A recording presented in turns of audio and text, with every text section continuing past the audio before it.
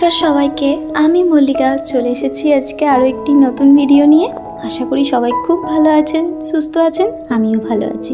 Video শুরুটা দেখে আপনারা হয়তো বুঝে গিয়েছেন যে ভিডিওটি কি সংক্রান্ত হতে চলেছে। হ্যাঁ, আমরা ফাইনালি পৌঁছে গিয়েছি দীঘাতে, তারই ভিডিও আপনাদের সাথে শেয়ার করলাম। আগের ভিডিওতে আমি আপনাদের বলেছিলাম যে আমরা হঠাৎ করে ঠিক করেছি যে দীঘা যাব, তো তারই এখন গোছগাছ চলছে। এখন বাজে প্রায় দুপুর 3টে মতো। এখন সমস্ত গোছানো আমার মোটামুটি কমপ্লিট হয়ে গিয়েছে, আর টুকটাক 2-1টা জিনিস নেওয়ার আছে, সেগুলো আমি আমার হ্যান্ডব্যাগে নিয়ে নেব। আর কোথাও বেড়াতে যাওয়ার আগে আপনারা তো জানেনই সমস্ত কাজ গুছিয়ে রেখে তারপর যেতে হয়। তার উপর দিয়ে আজকে রোববার ছিল, তো বাড়িতে একটু ভালো মন্দ রান্না বান্না করা হয়। তো আজকে সেরকমভাবে কিছু রান্না হয়নি, আজকে শুধু কষা মাংস আর ভাত করা হয়েছিল। কারণ আজকে যেহেতু এতটা ব্যস্ততার মধ্যে কাটবে, আবার একটা জায়গায় বের হব, তাই খুব একটা বেশি কিছু করা হয়নি। দুপুরে মাংস ভাত খাওয়ার পর সমস্ত কিছু গুছিয়ে নিয়েছিলাম। আর আমরা যাচ্ছি 2 দিনের জন্য, খুব একটা বেশি দিনের জন্য না, মাত্র 2 দিনের জন্যই যাচ্ছি। আর আমাদের বাস আছে রাত 10:30টার সময়। আর আপনারা হয়তো ভাবছেন যে তাহলে আমি এখন কেন বের হচ্ছি। আসলে আমি যাচ্ছি এখন নপাড়াতে, মানে আমার বাপের বাড়ি আর কি। তো সেখান থেকে তো যেহেতু সবাই যাবে, তাই আমি এখন ওখানে চলে যাচ্ছি। আর ওর একটু প্র্যাকটিস আছে, তাই ও বললো যে আমি রাত্রের দিকে যাব, একেবারে তোমাকে এখন নামিয়ে দিয়ে যাই। তো বললাম বেশ ভালোই হলো, তাই সব কিছু গোছগাছ করে আমি নিয়ে চলে এসেছি। আর ও সময় মতো চলে আসবে রাত্রে। এখন আমি নপাড়ায় চলে এসেছি, আর তারপর এদিকে আকাশের দিকে তাকাতে খেয়াল পড়লো একটা সুন্দর রেনবো উঠেছে। কি দারুণ দেখতে লাগছে, তাই না? এখন তো সচরাচর দেখাই যায় না রেনবো, তবে আজকে দেখতে পেলাম, বেশ ভালো লাগলো। আর দেখুন চলে এসেছি এখন রোডের ধারেতে। আর ওই যে দূরে দেখুন বাসটি দাঁড়িয়ে রয়েছে, ওটিতে করেই আমরা এখন রওনা দেব দীঘার উদ্দেশ্যে। তো চলুন বাসের ভিতরে যাই, গিয়ে দেখি। আর ভিতরে এসে এত গরম, বাসের মধ্যে বসে থেকে থেকে তো পুরো স্নান করে গিয়েছিলাম। সবাই দেখছি একটা করে হাত পাখা নিয়েছে, আমিও দেখি রাস্তা থেকে একটা নিয়ে নেব। অবশ্য বাসটা দাঁড়িয়ে রয়েছে বলেই এতটা গরম করছে, বাসটা চলতে শুরু করলে কিন্তু এতটা আর গরম থাকবে না। আর মনের মতো সিটটাও পেয়েছিলাম জানালার ধারে, এটা ভেবেই বেশ ভালো লাগছিল যে সারাটা রাস্তা নিশ্চিন্তে যেতে পারবো। আর বাসের মধ্যে প্রত্যেকটা ফ্যামিলি আমাদের চেনা জানা, কারণ প্রত্যেকটাই আমাদের পাড়ার লোকজনই ছিল। আমাদের পাড়ার ক্লাব থেকেই বাসটা ছাড়া হয়েছিল। আপনাদের সাথে কথা বলতে বলতে দেখুন এদিকে আমাদের বাস তো ছেড়ে দিয়েছে। আর দাঁড়ান, বাইরের দৃশ্যটা আপনাদেরকে একটু দেখাই। অসম্ভব সুন্দর দেখতে লাগছে জানেন। রাত্রের দিকে তো খুব একটা বেশি বের হওয়া হয় না, তাই এই দৃশ্যগুলো আমাদের অজানা থেকে যায়। আর আজকে যখন আমি জানালার বাইরেটা একবার তাকালাম, সত্যি ভীষণ সুন্দর দেখতে লাগছিল, তাই ভাবলাম আপনাদের সাথেও একটু শেয়ার করি। দেখতে দেখতে 5 ঘন্টা রাস্তা কিভাবে যে কাটিয়ে ফেললাম সত্যি বোঝাই গেল না। সারাটা রাস্তা গান চলেছে, সবাই নাচ গান করছিল, ভীষণ মজা হয়েছে। আর এখন আমরা আছি শঙ্করপুরে। এখন বাজে ভোর 4:30 মতো। আর এখন তো হোটেল পাওয়া যাবে না, তাই এখন রাস্তার উপরে আমাদের বাসটা দাঁড় করানো হয়েছিল। আর সবাই মিলে হেঁটে হেঁটে আমরা এখন চলে এসেছিলাম এই শঙ্করপুরে মাছ ধরা দেখবো বলে। তবে দুর্ভাগ্যবশত আমরা কিছু দেখতে পাইনি। কিছুটা রাস্তা গিয়ে কারোকেই আর খুঁজে পাইনি জানেন।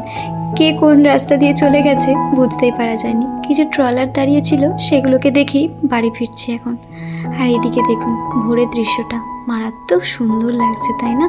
আর আকাশটাকে দেখুন, মাঝে মধ্যেই ঝিরিঝিরি বৃষ্টি আসছে। জানি না ওখানে পৌঁছাবার পর কি হবে। আর মেয়েটাকে তো দেখলেনি, সে এখন জেগে গেছে জানেন। রাত্রের দিকে ঘুমিয়েছে, কিন্তু সত্যি বলতে কি সারাটা রাস্তা এসেছে, কোনো জ্বালাতন করেনি কারোকে।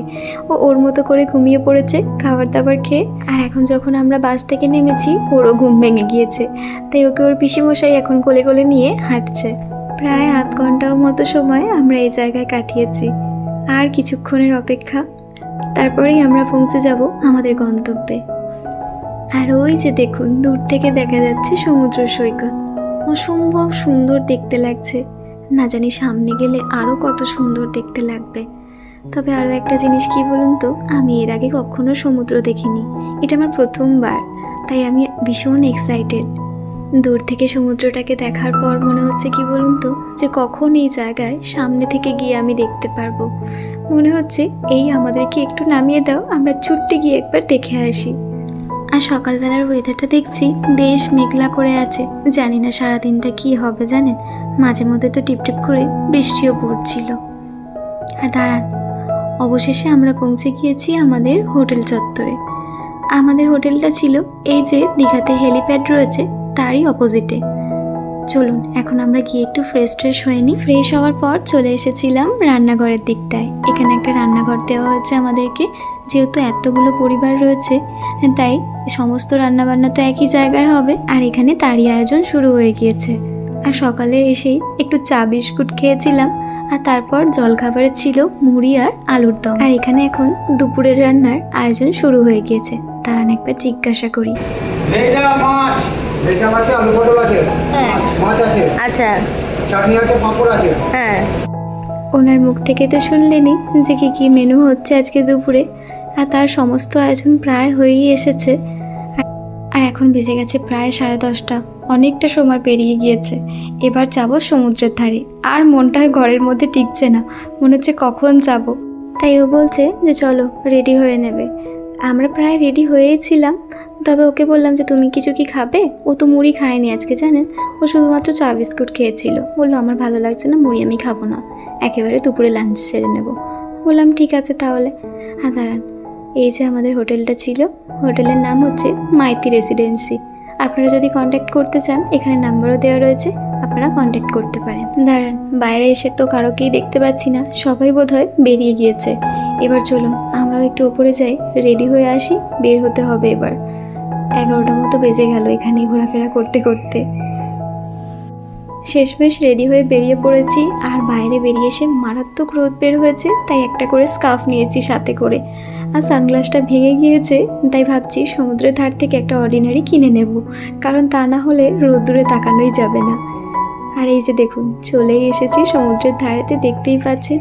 আর চারিদিকে অসম্ভব মানুষের ভিড়। আর আমি তো ভাবছি আমার কথা, যে রোদের মধ্যে আমি কিভাবে বসে থাকবো, কারণ রোদে একটু বেরোলেই আমার মাথা যন্ত্রণা শুরু হয়ে যায়। তখন ও বলছে কিচ্ছু হবে না, তুমি চলো।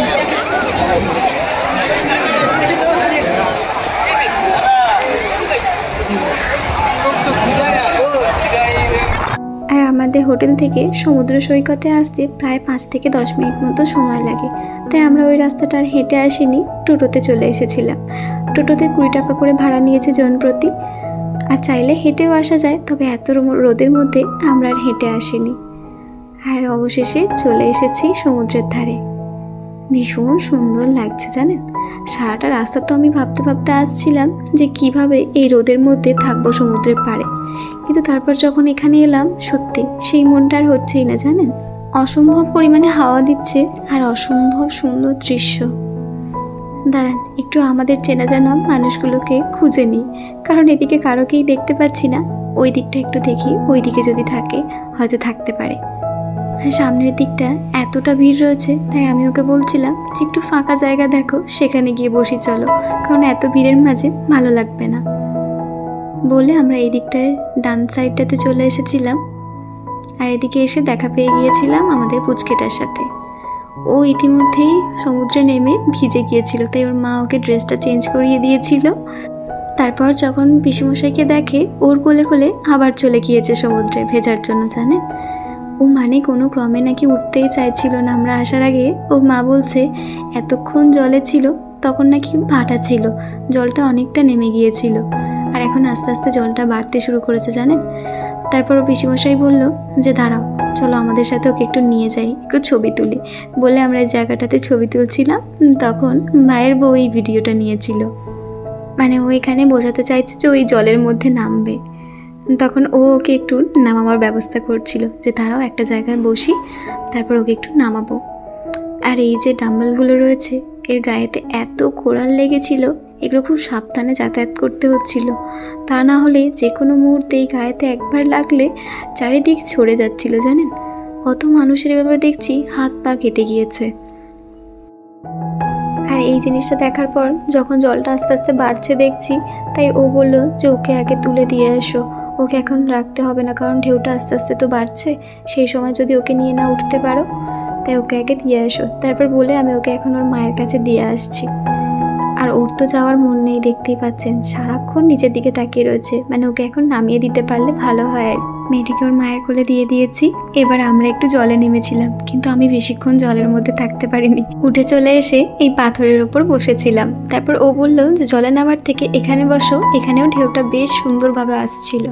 আর তারপর এই জায়গাটাতে আমরা একটু রিলস বানানোর জন্য ভিডিও নিচ্ছিলাম।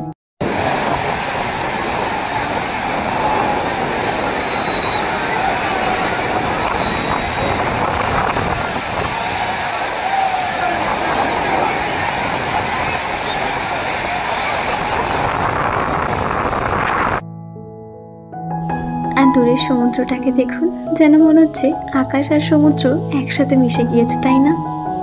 অসম্ভব সুন্দর দেখতে লাগছিল। আকাশে বেশ সুন্দর মেঘও ধরেছে, মাঝে মধ্যে বৃষ্টিও পড়ছে, বেশ ভালো লাগছিল। তারপর চলে এসেছিলাম হোটেলের মধ্যেতে। এখন স্নান টান সেরে চলে এসেছি খাবার দাবারের জায়গায়। সেই কোন সকালবেলা খাওয়া দাওয়া করেছি, আর এখন বাজে 3টে। খিদে পাবে না বলুন, তাই চলে এসেছি রান্নাঘরেতে। তো চলুন আজকের ভিডিওটি এখানেই শেষ করছি। ভিডিওটি কেমন হয়েছে অবশ্যই কমেন্টে আমাকে জানাবেন। ভালো লাগলে একটি লাইক করে দেবেন। সবাই ভালো থাকবেন, সুস্থ থাকবেন। দেখা হচ্ছে পরের ভিডিওতে। নমস্কার।